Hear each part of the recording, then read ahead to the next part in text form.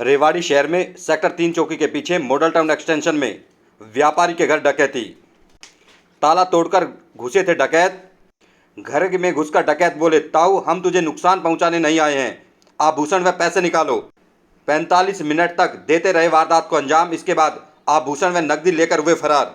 मौके पर पहुंचे रेवाड़ी एसपी राजेश कुमार, इसके अलावा 2 डीएसपी व अन्य अधिकारी भी पहुंचे।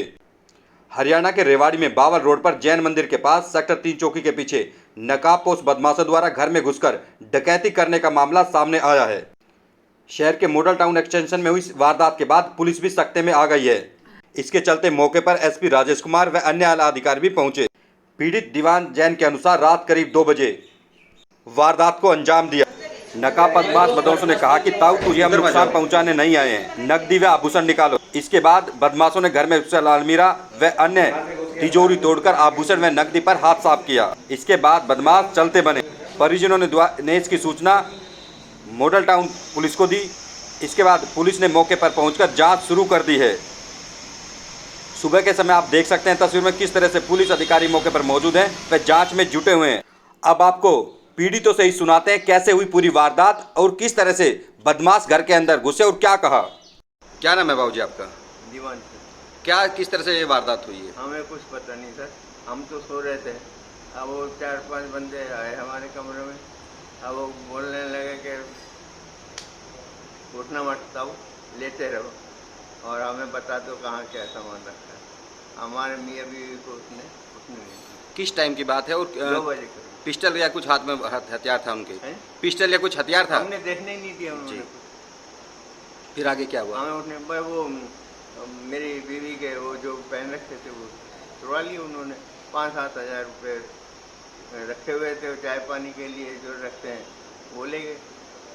फिर वो कहाँ गए कैसे गए हमें तो जब वो सब चले गए जब उठने दिए। अच्छा, क्या आज जैसे वो फेस को कवर किए हुए थे, क्या थे? कवर था। कितने लोग थे? अंदाजा 4-5।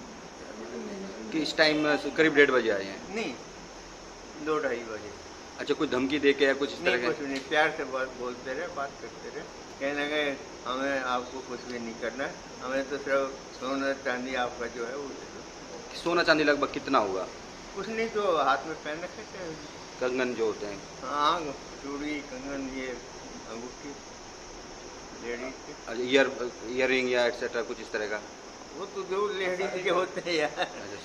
कान उसमें में जब चोट, आएंगे। जो इस कान में चोट का निशान पूरा में? नहीं मेरे हाँ, मेरे तो उन्होंने कुछ किया ही नहीं। हाथ अच्छा, ही ये दिख रहा है। ये तो वैसे ही था, मुझे तो कोई हाथ किसी को नहीं लगाया उन्होंने। अच्छा, किसी का ना, लेटने दिया, बस लेटे रहो। अमूमन तो गेट बंद होता है, लेकिन वो आए कैसे? भैया हम क्या कह सकते हैं, हमें तो उसने उठने ही नहीं दिया।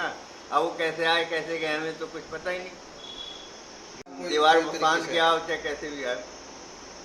अब पुलिस को शिकायत दी आपने लोगों ने? नहीं, वो आए, खुद ही आए। वो उनको मेरी बच्ची के इन्होंने मैसेज किया रात को? जब भी वो आए थे। एसपी साहब भी मुआयना करके गए। मैम, क्या नाम है आपका? मेरा नाम बरखा जैन है। आज जो पूरी वारदात हुई है रात के समय, क्या वारदात हुई है, किस तरह से हुई है? मैं रात को करीबन 11 बजे के करीब सोई। मेरे को आधी रात को नींद नहीं आई, मेरे धड़ाम की आवाज़ आई। तो मैंने सोचा कि मैं यहाँ पे रहती नहीं हूँ, मैं अपने ताऊ जी ताई जी को विज़िट कर रही हूँ।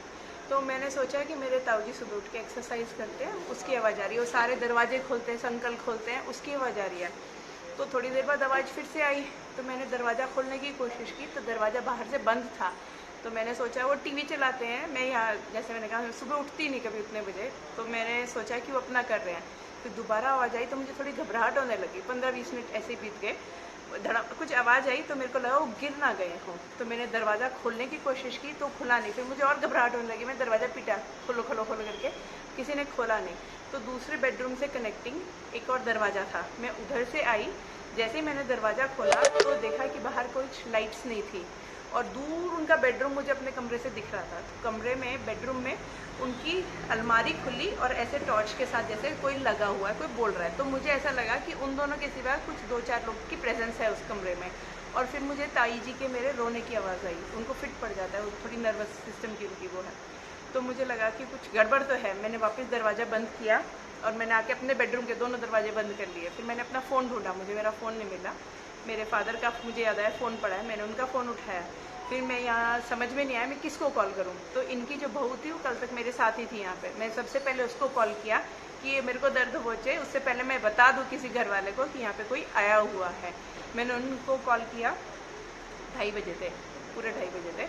उन्होंने फ़ोन उठाया, मैंने उन्हें बताया कि मेरे को ऐसा लग रहा है कि घर में कोई है, मैं श्योर नहीं हूँ लेकिन मुझे डाउट आ रहा है, आप किसी को भेजो। तो उन्होंने कहा अच्छा ठीक है मैं करती। फिर मैंने उनको पूरे 3 मिनट बाद फिर से कॉल किया कि मेरे को और आवाज़ें आ रही हैं, कोई ना कोई तो है। तो उन्होंने कहा कि ये भारत भाई है हमारा, ये शहर से आएगा। तो फिर मैंने फिर उनको जैसे रखा या दोबारा तभी फ़ोन किया। मैंने कहा उसको आने में देर लगेगी, मेरे को डर लग रहा है, इतनी देर में कुछ होगा। आप अपने फैमिली को, उनका परिवार यहाँ मॉडल टाउन में रहता है, आप अपने भाइयों को कॉल करो, आप उनको बुलाओ, उनको भेजो, किसी को भेजो यहाँ पे।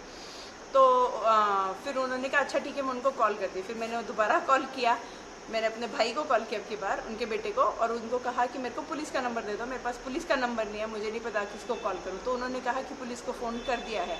फिर उतने में मेरे को उससे पहले एक बार आवाज़ आई हाय मरा करके, लगी भाव लगे कुछ। तो मैंने उनको भाभी को बताया कि इन्होंने कुछ तो कहा, किसी को लग गई है, मुझे समझ में नहीं आया बट अब मैं श्योर हूँ कि कोई ना कोई है। तो मैंने अपने बाथरूम की लाइट जला के उनको फ़ोन किया था। तो मुझे बाहर से ऐसे आवाज़ आने लगी जैसे कोई पेजर पे या रेडियो पे ऐसे बात कर रहा है। तो मैंने उन्हें कहा कि पक्का कोई है, कोई बाहर से बात भी कर रहा है। तो उन्होंने कहा कि तू आवाज़ मत कर, तू शोर मत कर, तू यहाँ पे बस फ़ोन ऑन रख, तू हमसे बात करती रहे। तो मैंने लाइट ऑफ कर दी और उसके 5 से 7 मिनट के अंदर सब शांत हो गया। वो लगा मुझे कि वो लोग चले गए। फिर कोई मेरा दरवाज़ा ज़ोर से पीटने लगा, तो मैंने खोला नहीं। मैंने कहा अब ये लगता है मेरे पीछे आया है। तो मैंने अपने बेटे को जगाया, कहा कि दरवाज़ा खोलना नहीं, घर के अंदर कोई है। तो फिर भी वो पीटते रहे। फिर ताऊ जी ने मेरे आवाज़ दी कि बरखा। तब मैंने दरवाज़ा खोला तो देखा ये दोनों खड़े थे। इन्होंने सबसे पहले पूछा वो तुम्हारे पास तो नहीं आए थे? तब मुझे लगा कि सच में कोई थे। जो मेरे को आवाज़ें तो आने लग गई थी, आई वॉज ऑलमोस्ट श्योर कि है तो सही, बट क्या हो रहा है क्या नहीं मुझे समझ में नहीं आया। अराउंड कितनी देर इंसिडेंट चला होगा जब आपने कॉल के बीच में पूरा इंसिडेंट हुआ है? कॉल 20 से 25 मिनट तो उसके बाद भी चला होगा, क्योंकि 2:30 को मैंने भाभी को फ़ोन किया और 3 बजे के करीब ये लोग आए हैं, और उससे पहले 15-20 मिनट में लेटी हुई। तो आपने अभी बाद में बात की होगी, तो क्या वारदात हुई है उसमें? क्या वो अभी क्या चोरी करके गए, क्या करके गए वो लोग? हाँ चोरी करके गए, लेकिन उन्होंने इन्हें हार्म नहीं किया। मेरे को लगा कि कुछ खून खराबा हुआ है, क्योंकि मैं जब बाहर निकली तो एक तो आवाज़ आ रही थी सरिये की, और ऐसे मैंने उनको ये भी बताया कि मुझे लकड़ी की सरिये की आवाज़ें आ रही हैं, तो कुछ गड़बड़ तो है। तो और वो बोला मरा, तो मैंने सोचा किसी ने मारा। तो मेरे को लगा शायद मेरे ताऊ जी ने कुछ मुठभेड़ की होगी, वो थोड़े स्ट्रांग है। तो कुछ बता रहे, कुछ ताई जी की कुछ ज्वेलरी और नकदी भी कुछ लेकर गए हैं, क्या लेकर हाँ गए? वो तो उन्हीं को पता होगा, जो उन्होंने पहन रखा था, जितने भी कान के, हाथ के अंगूठियाँ, ये सब उतरवा के ले गए। लेकिन मेरे कमरे में नहीं आए, मेरे बाजू वाले कमरे में नहीं आए, मेरे कोई भी वैल्यूएबल्स को टच नहीं किया, बच गए हम इस मामले में।